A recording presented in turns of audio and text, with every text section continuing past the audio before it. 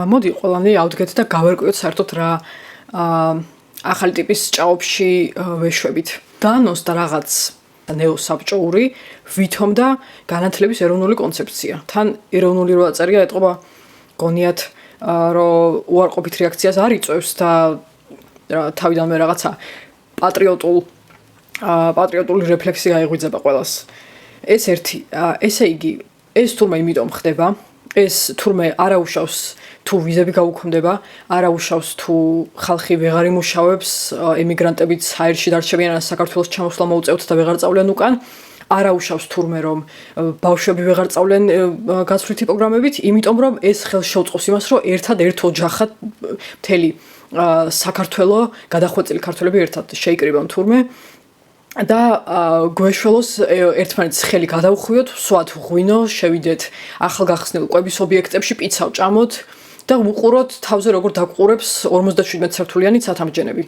ამისთვის არის თურმე, ესე იგი, ჩვენ ტყუილად ვხტივართ თურმე, ამის დამტკიცება უნდა ჩვენთვის, რომ ზემოთ ვითომ მთავრობამ, რომლებიც არც კი არიან ლეგიტიმურები, ფაქტობრივად საქართველოს დღესდღეობით მთავრობა არ ყავს, იმიტომ რომ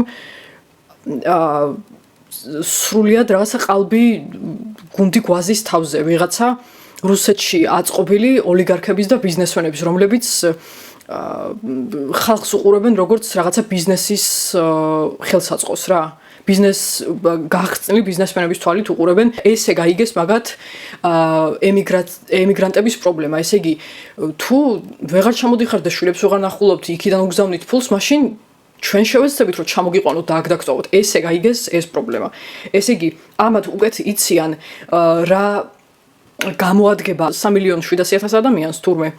და ჩვენ თუ ამას შევეწინააღმდეგებთ და გავაპროტესტეთ იმ ჭრილში რომ გვინდა ესე ვთქვათ სოციალურ დემოკრატიული კანონები და არა რაღაცა ნეოსაბჭოური და ვერაფრით ვერ დავუმტკიცებ მაგას რომ რუსეთიდან აქვს ეს ყველაფერი გადმოღებული ჩვენ თურმე უტვინოები ვართ ზედმეტად ბევრს ვფაფხურობთ განსაკუთრებით ახალგაზრდებზე უადვილდებათ ესეთი რაღაცების შეთხზვა და მე რა თქმა უნდა დასისხლიანება ცემა და დაჭერა იმიტომ რომ თავის ამომრჩევლებსაც რომ ელაპარაკებიან ესე ვთქვათ ჩვენზე ახალ თაობაზე ზიზღნარევი ენით და სიძულვილის ენით აი ესეთ კონსერვატორ ტვინ გაყინულ კატეგორიაში ისედაც არსებობს ახალგაზრდების ზიზღი ახალგაზრდების მიმართ და ამაზე თამაშობენ რა შესაბამისად ჩვენ რასაც მოვიდომებთ ყველაფერი არის ზედმეტი აჯანყება ესე ითარგმნება თურმე ესეთი ლოგიკაა ამიტომ არც კარგი, ვთქვათ, ის ტურიზმის მიზნით წასვლა არ არის ევროპაში სერიოზული.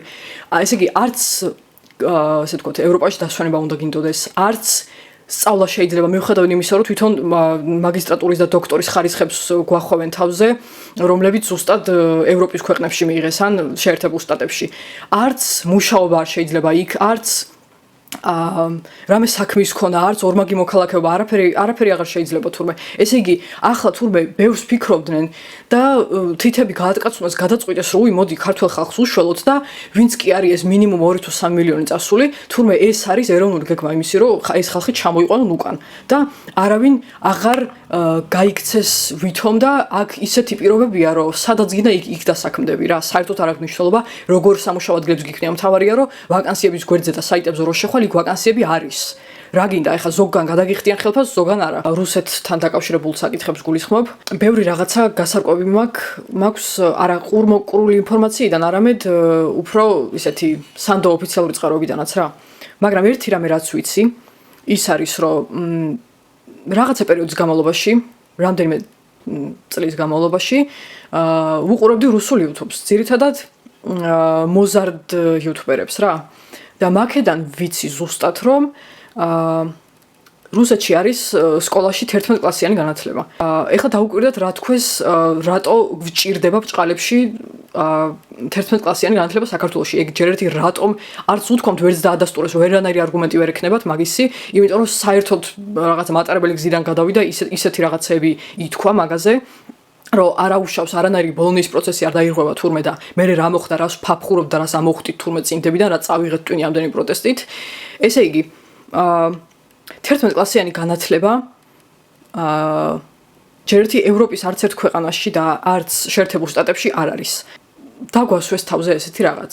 არც განუმარტავთ რატო აღარ გვინდა 12 კლასი და რატო გჭირდება 11 კლასი არავის არ განუმარტავს საერთოდ და პროპაგანდისტულ არხებზე ცხადია სიტყვა რატომ არავინ არ იკითხავს არავინ არ დასვავს მაგ კითხვას მაგრამ თურმე თუ მაინც და მაინც ხელი შეშლება ვიღაცას უნდა წავიდეს საზღვარგარეთ და მე-12 კლასი დაამთავროს იქ ესე იგი ახლა წარმოვიდგინეთ ქართველი ოჯახების მდგომარეობა რა ჯერ 11 წელი აქ უნდა ისწავლოს ოღონდ თან თუ მართლა უნდა მე-12 კლასის დამთავრება და ოჯახმა არ ვიცი ვერ წარმომიდგენი ეგეთი აბსურდი მაგრამ ოჯახმა რო გადაწყვიტოს თეორიულად რომ უი ბავშვმა უნდა დაამთავროს მე-12 კლასი სხვაგან იმიტომ რომ აქ ხელი რა ქვია უცხოეთში ხელი შეეშლება და ვერ ჩააბარებს ესე იგი ოჯახმა უნდა მოიძიოს წინასწარ რომელიმე ქვეყანა რომელიმე სკოლა ესე იგი მაგის ხარჯი და მაგის ფულიც ყველას აქვს რომ ერთი წლის განმავლობაში რა მარტო უნდა გადავიდეს ბავშვი ოჯახთან ერთად უნდა გადავიდეს ვისთან ერთად უნდა იცხოვროს უცხოეთში იქ ამდენი უნდა იწოლოს იქ უნდა დაამთავროს როცა საერთოდ არის მაგის საჭიროება მე მგონი არის უკვე 12 კლასიანი განათლება სადაც არსად გაქცევა არ არის საჭირო თუ ვინმე ფლექსის პროგრამით მონაწილეობა უნდა ის ისედაც მიდის სკოლიდან თუ აკადემიური მოსწრებაც ხელს უწყობს სად უცხოეთში დაამთავროთ მე-12 კლასი თუ უნდა რას ნიშნავს ესე იგი იციან რომ აბსურდს აფერთხებენ და მაგის შემძლე არავინ არ არის გარდა იმ ხალხისა ვისაც კერძო სკოლებში დაყავს ბავშვები და აქვს შესაძლებლობა ხო ან მაშინ ვისაც აქვს შესაძლებლობა წავა და ოჯახიანად წაიყვანს ბავშვებს იმისთვის რომ აქ არიდოს თავი ამ რაღაცა რუსულ 11 კლასიან განათლებას იმისთვის რომ იქ სრულად გაიარონ ბავშვობა აი მაგის შესაძლებლობა ვის აქვს ვინმე მითხრას ვინც აი მონასავით ეგრევე დაეთანხმა ამ რაღაც ახალ იდიოტურ ინიციატივას იკითხეს კიდევაც ეჭვი გაიჟღერა ხომ არ შეუშლის ეს ხელს ბავშვებს რომ უნივერსიტეტში რო ჩააბარებენ აქ გასწვრივ პროგრამაზე წავიდნენ არაო და თუ მაინც და მაინც უნდათ გადავიდნენ მე-12 კლასის დაამთავრონ უცხოეთში ესე იგი ეს თურმე იმისთვის ყოფილა რომ ქართველი ახალგაზრდები და ზოგადად ქართველები არ დაიფანტონ ტვინების გადინება არ მოხდეს და ხდება სრული მომწყდება ამ დააქცეულ საქართველოში სადაც რაღაცა ნეო საბჭოთა კავშირია ჩანს ჰორიზონტზე რა არ ვიცი უნდა დავანგრიოთ ყველაფერი და გავუწიოთ ამას წინააღმდეგობა არავითარ შემთხვევაში ეგ არ უნდა მოხდეს ეხლა ვიზაც უკვე დამთავრებული გვაქვს სკოლა იმათ გაგვიმართლა კიდე ძალიან ბევრ რაღაცაში გაგვიმართლა სხვათა შორის ამ პატარა თაობასთან შედარებით ისეთ რაღაცებს უყურებენ არ ვიცი საერთოდ რა მომავალი ელოდებათ ამ ბავშვებს ესე იგი თეორიულად როგორ დაალაგდება ბავშვები აქ გაივლიან 11 კლასიან განათლებას რომელიც კიდევ ერთხელ ვიმეორებ რუსეთშია ეგრე რა თქმა უნდა ხმამაღლა ვერ გაბედავენ მაგის თქმას იმიტომ რომ თავზე გადაახევენ ყველაფერს ნუ ყოველ შემთხვევაში ნორმალური ხალხის ნორმალური კატეგორია გადაახევს და პრინციპში ვერც თავის სამორჩელებს ვერ გაუბედავენ იმიტომ რომ არც მაგათში არ არის ყველა რუსეთუმე გაივლიან რუსულ განათლებას მოკრეთ სკოლაში ეს ნიშნავს რომ გასწვრივი პროგრამით როცა აქ ჩააბარებენ უნივერსიტეტში და მაგ უნივერსიტეტებსაც რევებს უშვებიან ვერ გავიგე ეს რას ნიშნავს ერთი ქალაქი ერთი ფაკულტეტი ალბათ მე ესე გავიგე შეიძლება მეშლება მე ესე გავიგე რომ თითო უნივერსიტეტში თითო ფაკულტეტი იქნება მოცემული და ყველაში რაღაცა დათითოვდება და ძალიან შეამცირებენ ალბათ ეგ გრანტების და ხარჯების შემცირებისთვისაც არის და დაფინანსების შემცირებისთვისაც პირველ რიგში არა ბიჭო სულ ჩვენზე ფიქრში გაეღვიძათ ღამე კოშმარში რა ქვია ძილში ტიროდნენ და გადაწყვიტეს რომ ესეთი გეგმა მიეღოთ რა აქ ჩააბარებენ ისიც ფსევდომთავრობის მიერ მოგონილ რაღაცა ფაკულტეტებზე გეგმის მიხედვით, რომელიც ფაშისტურ იდეოლოგიას უსვავს ხაზს და მაგ პროგრამებშიც ალბათ ძალიან ძიმედ ჩაერევიან, განსაკუთრებით სახელმწიფო უნივერსიტეტებში. აქ ისწავლიან მერე ვინც მაინც მოინდომებს უცხოეთში წასვლას, ისინი ალბათ არალეგალურად უნდა წავიდნენ და ძალიან ბევრი იქნება ეგეთი სამუშაო, რომ რაღაცა თეთრსაყელოიან სამსახურებს კი ვეღარ იშოვიან, წავლენ როგორც არ ვიცი 90-იანებში და 2000-იანებში იყო, ჯერ კიდევ ვიზებიც უვიზო მიმოსვლაც რო არ იყო აქ. აი იგივე ბნელ პერიოდში აბრუნებენ ყველას, ოღონდ სოციალური მედიის დამატებით რა. რომ დღესდღეობით რაღაცა TikTok-ი, Facebook-ი და Instagram-ი არსებობს, თორე დანარჩენი ბევრი რაღაცა 90-იანებს ამსგავსებენ ისევ რა.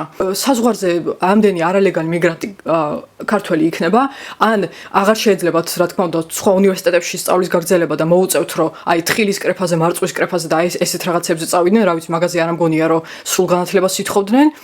თუ რავი ეგენიც შეიზღუდება არ ვიცი მე ემიგრანტი არ ყოფილვარ და შესაბამისად ვერ ვერკვევი კარგად და ეს იმას ნიშნავს რომ თუ ზოგი გაიქცევა და მე შეიძლება დაიჭიროს საზღვარზე ან არ ვიცი რა მოხდება და ვინც აქ დარჩება და ვეღარ წავა, იქნება სრულიად მომწყდეული. ერთი შეიძლება რომ, რა ვიცი, რუსეთში წავიდეს გათვლისი პროგრამით, თორე სხვაგან არ გაიშვება უბრალოდ ქართული სკოლის ატესტატი რა. და ეს რას ნიშნავს, რომ ესე იგი ჩვენთვის აქვთ ხალხო მომზადებული მანქანის ნაწილების კოლ-ცენტრები, წინების კოლ-ცენტრები, სადაც ესე მინიმუმ 400-700 ლარს გაღირსებენ. ისიც ოფისში უნდა გაიწურო, აი პალიტრაილში მაგალითად მე 2 წლის წინ ვიყავი 275 ლარი იყო მოჭრილი ხელფასი და ახლა არ ვიცი გაიზარდა თუ ისევ იგივე დარჩა, ყოველ შემთხვევაში იცოდეთ რომ თუ კომპანიას არ უწერია ხელფასი და იწევს სტუდენტებს, ეს იმას ნიშნავს რომ ძალიან დაბალი აქვთ, აი ეს იცოდეთ. და ეგეც ბევრს ნახავთ. კიდე, რა ვიცი, ძირითადად მე რაც ხდება ყველაზე ხშირად საწყობის მუშა, მზარეულის დამხმარე, კონსულტანტი რა თქმა უნდა, მოლარე, ის ვერაფრით ვერ გავწვდით ამ ვაკანსიებს. 2019 წლიდან ძალიან დიდი სტაჟი მაქვს ვაკანსიების, მოძებნის, ჩემთვის შერჩევის, ყველანაირი, რაც კი პლატფორმა არსებობს და საიტი დასაქმების, ყველა ვიცი. საჭიროებიდან და იძულებიდან გამომდინარე. კიდე როგორი ვაკანსიები, რა ვიცი, ისევ კოლ-ცენტრი, ტექნიკის მაღაზიებში კონსულტანტი, სადაც 9-10 საათი უნდა იყო დღეში, დაზღვევის აგენტი, უძრავი ქონების აგენტი. ამათში უძრავი ქონება, ასე თქვათ, ყველაზე მეტად შეიძლება რომ თავისუფალი გრაფიკით იყოს. იმიტომ რომ მაგისთვის უნდა ზუსტად რომ მეტი სტუდენტი მივიდეს და რაღაც მეტი კადრი ყავდეთ რომ სააგენტომაც მეტი ასე ვთქვათ მოგება მიიღოს რა. შესაბამისად გრაფიკზე მაინც და მაინც თუ გვაქვს პრობლემა უძრავი ქონება არის მაქედან ყველაზე მოქნილი მართლა მოშვებული გრაფიკით რა. ისიც ყველგან თითქმის გამომუშავებით არის და შენ უნდა იწვალო და ოფლიღვარო რომ რაღაცას მიაღწიო და რამე მაინც მიიღო. აი ასეთი ძირითადად ისევ მომსახურების სფერო ისევ ვისაც უნდა და ვისაც შეუძლია, მეც იგივე გზაზე დადგომას ვაპირებ და იმედია მალე, ანუ ჩემს ამ თავარი საბოლოო მიზანი ეგ არის, ვისაც უნდა და ვინც ოცნებობს მაგაზე, შეუძლია იყოს გრაფიკული დიზაინერი, მაგალითად, რავი, კურსები გაიარონ, ოღონდ საიდან უნდა გაიარონ, ამ როგორ უნდა გადაიხედო მაგის ფული, არ ვიცი, იმიტომ რომ თუ არ გინახავთ მინიმუმ 1300 1500 ლარი ღირს ეგეთი კურსები, კოპირაიტინგის, რაღაცა SEO ოპტიმიზაცია, რაღაცეები, პროგრამირების კიდე უფრო ძვირი ღირს, 2000 ლარამდე ადის და ასე შემდეგ. ესე იგი, ერთი აი რაც მომდის თავში გამოსავალი, ისიც ყველას ხო ვერ მოუნდება, არ უნდა ამ ყველას ეს გრაფიკული დიზაინერობა და კოპირაიტერობა რა, არის პროგრამისტობა. ერთი ეგ მომივიდა თავში, ეხლა ისე ან იმიტომ რომ დიდწილად იმიტომაც რომ მეც მინდა ასე ვთქვათ რომ მაგზას დავადგე რა, რაც ჩემთვის უფრო რაღაცა იმედის მომცემად მეჩვენება რაღაცა ახლო მომავალში. იმიტომ რომ სხვა მხრივ მე გადარჩენას ვერ ვხედავ, თან კრეატიული და საინტერესო საქმეა და თან მაღალ შემოსავლიანი, რა ვიცი, მაგაზე უკეთესი რაღაც უნდა გინოდეს, ყველას ეგეთი სამსახური არ გვინდა რომ ვიშოვოთ. აი დანარჩენი არ ვიცი, ისევ გეკაჩებიან მომსახურების სფეროსკენ. აქ ეროვნული გეგმა კონცეფციის, ხო, განვითარების და გაგრძელდება ეს ჯერთი უძრავი ქონებაც, იმიტომ ამოიწია ზემოთ, ეხლა ეგ მთელ სოფლიოში ეგრეა ეგეთი ტენდენცია, როგორც ვიცი, მაგრამ აქ განსაკუთრებით იმიტომ, რომ რუსებიც, ჩინელებიც და ეს არაბული ქვეყნებიც, ვინც კი შემოდის მაქედან ინვესტორი, რასაც მივხვდი, ზუსტად იმისთვის უნდათ ეს რუსი, არაბი და ჩინელი ინვესტორები და თუ შეამჩნიეთ ოფშორული კანონი რომ მიიღეს სასწრაფოდ, ახლაც არა მარტო ოფშორული, რუსული კანონის რაღაცა სხვა დამატებებიც რომ მიიღეს არასამთავრობოებიდან უკვე ჩვეულებრივ ინდივიდებზე რომ გადავიდნენ და წინა თვეებში და წინა წელს რაც ხდებოდა ეგ გემახსოვრებათ, თუ დააკვირდით სასწრაფოდ შემოეყარა და დაემატა ძალიან ბევრი რუსული კომპანია. რომელზეც ესე რეკლამას რომ ამოგიგდებს არავინ არ გაგაფრთხილებს რომ რუსულია, სადღაც უნდა მოძებნო ეგ ინფორმაცია ან ვიღაცა სადმე თუ რუსულ არხზე აქვს შემთხვევით გადართული ან სახლში ან სადმე გადაგირჩეს რუსულ არხზე და იქ დაინახე, იქიდან მე რამდენიმე კომპანიაზე ეგრე ყოფილა, ეგრე დამინახავს რომ თურმე ეს რაღაც ახალი ბრენდები რო შემოვიდა საქართველოში და ახალი პლატფორმები თურმე ყოფილა რუსული. ეს სამი ქვეყანა სჭირდებათ ყველაზე ძალიან რომ იცოდეთ. არც უკრაინაში დახოცილი ხალხი არ ადარდებთ, არც დანგრეული სახლები, არც პალესტინაში დანგრეული სახლები და დახოცილი ბავშვები. ესე იგი, რას გვიმზადებენ? ისედაც ეგეთი სიტუაცია იყო აქამდეც. უბრალოდ ახლა უკვე აი კანონის დონეზე გაოფიციალურდება. სხვანაირად ვერ ვამბობ. ისე მომსახურების სფეროში ვაკანსიები აქედან ვერ წასვლა, ყოველ შემთხვევაში ვისაც უკვე დამთავრებული აქვს სკოლა და სიტყვაზე განათლებაც სხვაგან მიღებული სხვა ქვეყნებში, ისინი კიდევ უფრო იმათ მეტი გასაქცევი აქვთ, ასე ვთქვათ. ახალი თაობა ჩვენი, ასე ვთქვათ, დაძმების თაობა, სკოლას რო დაამთავრებს, ბოლომდე ყველანაირი გაგებით მოუწყდეული რჩება, ესე იგი რუსეთიდან იმხელა შეკვეთა მიიღეს, ძალიან დიდი კორპორატიული შეკვეთა მიიღეს აშკარად და ძალიან დიდი მონდომებით ასრულებენ მაგას რა. მთელი დეტალების მიყოლით და თანმიმდევრობით. თუ ნებით ვერ დაგტოვებენ საქართველოში, მაშინ ეს უნდა გააკეთონ ძალით. ისე რომ მოგიჭრან ყველანაირი გზა. ამაზე უარეს ვერაფერს ვეღარ იზამდნენ. როგორც ვიცი, მე საბჭოთა კავშირის დასაწყისში იყო 10 კლასიანი სკოლები და მე გახდა 11 კლასიანი. თუ მეშლება შემისწორეთ, მეც რაღაც ისე სპონტანურად გადავწყვიტე ამ ყველაფერზე ლაპარაკი, რომ აღარ შემიმოწმები, უბრალოდ და ესე ყურმოყურული ინფორმაცია მაქვს, რომ რაღაცა პერიოდში საქართველოში იყო 11 კლასიანი განათლება. თუ ესე ვთქვათ, მთავრობის პროპაგანდის მსხვერპლია რომელიმე ქვეყანაში უნივერსიტეტის და სკოლის განათლება, ის ხალხი უკვე განწირულია დაღუპვისთვის რა. ძალიან დაიღალა ხალხი, ცალკე გაჭირვებით, ცალკე ფასების მომატებით, ცალკე ჩაშალო შრეები, რაც უფრო მეტი რაღაცა სტატუსი ემატება ადამიანს, იქნება სოციალურად დაუცველი, შეზღუდული შესაძლებლობების მქონე, ქრონიკული დაავადებების მქონე, ასე შემდეგ, რაც უფრო მეტი შრე ემატება რაღაცა ადამიანის კლასს, მით უფრო ცუდად არის საქმე, განსაკუთრებით დევნილებთან და სოციალურად დაუცველებთან. ყველაზე მარგინალიზებული და გათელილი ხალხისთვის და ხალხთან ერთად უნდა ვიბრძოლოთ, იმიტომ რომ სხვანაირად არ გამოვა. აღწერაში ვამატებ რესურსებს, სხვადასხვა YouTube არხებს, ასევე ანგარიშებსაც, სადაც შეგიძლიათ დონაცია და ჩემი აზრით ეს არის ბრძოლის ერთ-ერთი ყველაზე კარგი საშუალება, მაშინაც კი თუ რა ვიცი, შემოსავალი არ გაქვს, იმიტომ რომ მცირედის განაწილებაც ღირს. ისეთ შემოძარცულ მდგომარეობაში ვართ, რომ ერთი ლარიც უკვე საკმაოდ დიდი თანხა რა. ამიტომ როგორც ჩვენთვის აქვს მაგას მნიშვნელობა, ისევე აქვს სხვებისთვის და შეცადეთ, რომ სოციალური ქსელები არ სკროლოთ, იმიტომ რომ უფრო რაღაცა სპირალში ჩაეშვებით და ბაქედან გამოსვლა რთული იქნება, რაღაცა ძალიან რთულია რაღაცაში არ გადაეშვა, მაგრამ ამ რთულ დროში ადიქციები ნამდვილად არ გჭირდება, არაფერზე მიჯაჭვობა არ გჭირდება. ამაზე მეტი ცუდი არაფერი აღარ გაგვეგოს და ეს ცუდიც მოგვეშორებინოს, მაგრამ თუ რამე უფრო უარყოფით გაიგებთ, TikTok-ში, Facebook-ში და Instagram-ის სკროლაში ნუ გადაეშვებით, იმიტომ რომ უარეს საკეთებთ, უფრო გაღიზიანდებით, უფრო დაიღლებით. თავარია რომ რაღაცაზე უნდა იყოს მიმართული ენერგია აუცილებლად და ეს რაღაც პირველ რიგში უნდა იყოს რა ვიცი, ჩვენ ხალხი ერთმანეთი და ჩვენზე უფრო უარეს დღეში მყოფები. იმიტომ რომ სოციალურად დაუცველებისთვის და დევნილებისთვის და ეკონომიკურად შეჭირვებულებისთვის მარტო ესე ვთქვათ, მარტო ქველმოქმედება, ფულით და ტანსაცმლით დახმარება არ იქნება საკმარისი. ამ დახმარებასთან ერთად საჭიროა სისტემურად ბრძოლა, იმიტომ რომ სხვანაირად ვერ გადავატრიალებთ ამ რაღაცა დაობებულ კულტურას რა. თუ ამას არ ვიზავთ, მაშინ მართლა დაღუპულები ყოფილვართ. ამიტომ ყველამ კარგად მოიფიქროს რისკენ უნდა ენერგიის და ფინანსების მიმართვა. სხვა ამ ეტაპზე მე არ ვიცი რა ვთქვა.